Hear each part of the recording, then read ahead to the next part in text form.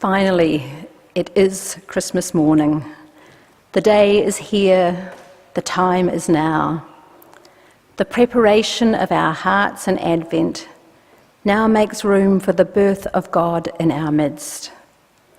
This year, every year, on this liminal day, we know more deeply, more intimately, more powerfully that divine presence dwells with us in our human lives, in our embodied selves. And so, while the world around us knocks off and dozes after an exhausting round of shopping and parties and travel, we are gathered together to hear an ancient story, to sing songs old and new that bring us to the centre of meaning and the crowning of hope. Emmanuel, God with us. Soon there will be time for us to join Tim Minchin drinking white wine in the sun. I love that song, even though Tim, like so many Australians, doesn't really get religion. He gets the spirit of Christmas, the spirit of love and shared community. And if you don't know that song, Drinking White Wine in the Sun, you should Google it. But for now, we have chosen to come here, to be together with friends and strangers, to breathe deeply the breath of God, to feel the sacred blessing in our own body, our bones and our blood. As long ago the divine was born among us, showing us who God is, and revealing to us who we are and what it is to be truly human, truly fully human. There are two gospel readings that are assigned for Christmas Day. One is the story of Jesus' birth in Luke, and the other is the first chapter of John's Gospel, which speaks of the Word made flesh, dwelling among us, full of grace and truth. The Luke story is always read on Christmas Eve, and the John reading is an option for Christmas morning. And usually my preparation for Christmas involves a decision about which one to read on Christmas Day. And usually I go for Luke because you can't really have a Christmas service without shepherds and angels and Mary and Joseph and the baby lying in a manger. But this year, rather than also including an obscure passage from Isaiah, which the church has contorted into a prophecy about Jesus, I decided that we could hear both Luke and John. They belong together. Both stories have implications for our bodies, ourselves, and the earth. Together they tell us that the relationship between God and Jesus and us is eternal and universal, and yet extraordinarily intimate. The theological word for this is incarnation. It means to be made flesh.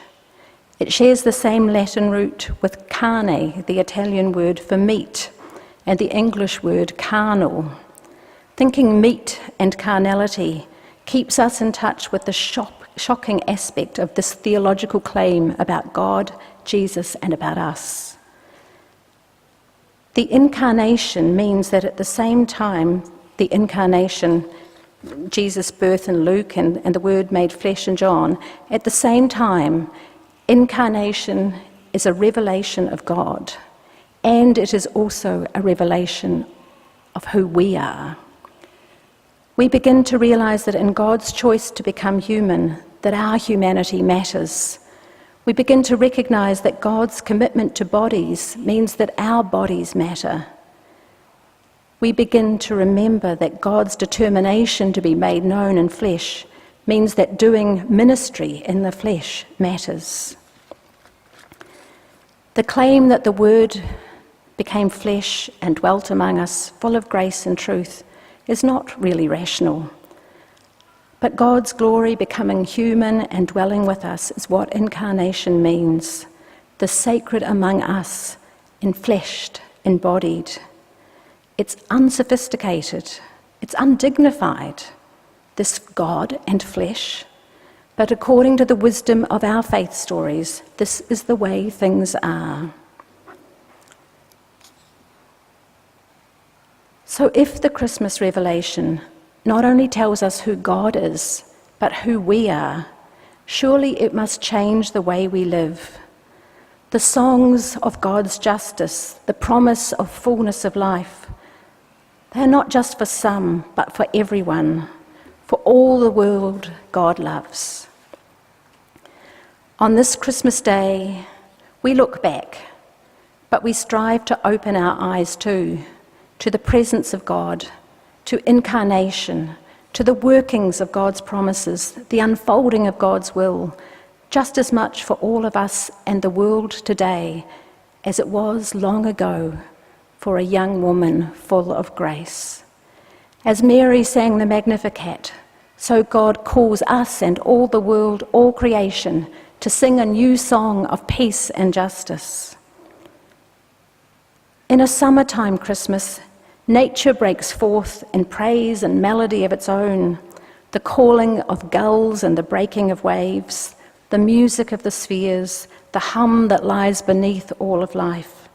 Our voices raised in Christmas carols are joined with the rest of God's good and beautiful creation, opening our hearts to the one who is the gift to us all, the one John speaks of as the Word, the life, the light. Yes, there is much in our world that would keep us from singing. The terrible violence of wars, the frightening political shifts towards authoritarianism and xenophobia, the multitudes of people who have become refugees across the world. And our Christmas celebration should not turn away from these realities. The carols sung and the stories told at Christmas are not to serve the purpose of denial or refusal to see suffering. Rather, they are to remind us that God is present with us in every age, no matter what the circumstances.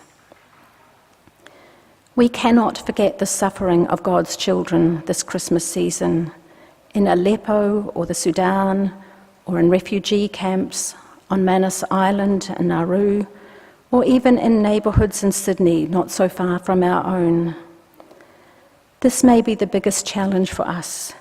How do we sing and feel joy when children are being pulled from the rubble in Aleppo, stunned and covered in blood? The answer lies in our response. We become instruments of God's compassion and justice and sing with our whole hearts as we strive to put ourselves in God's service, to participate in what divine presence is doing. Think about the angels singing that night that Jesus was born, even though Rome was still Rome, oppressing the Jewish people. Those angels sang anyway, because they brought tidings of hope and joy, great joy. In our own small ways, we can become tidings of great joy and a word of hope to those we meet each day, and to those that we can reach in faraway places through other angels whose work that we can strengthen and support through giving to campaigns like the Christmas Bowl. That work is the kind of music, the kind of singing together that will change the world. And it is the melody that God is calling us to sing.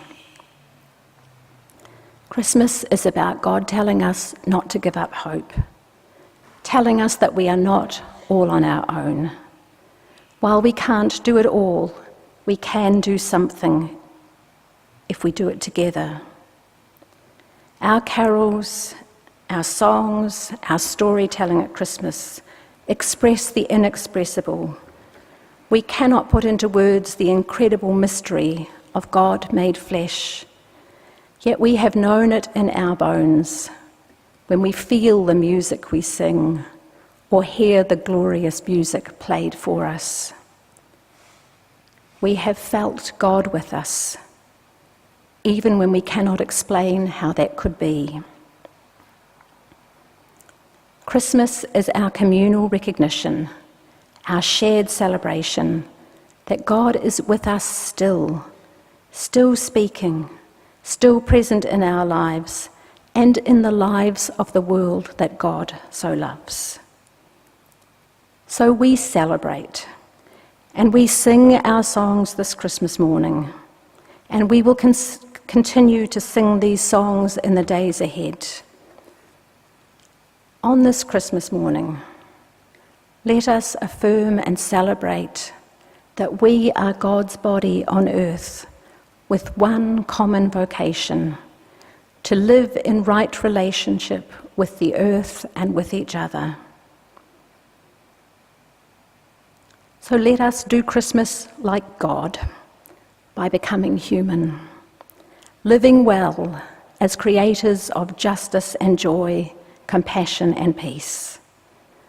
Happy, holy Christmas to each one of you, God's child. Amen.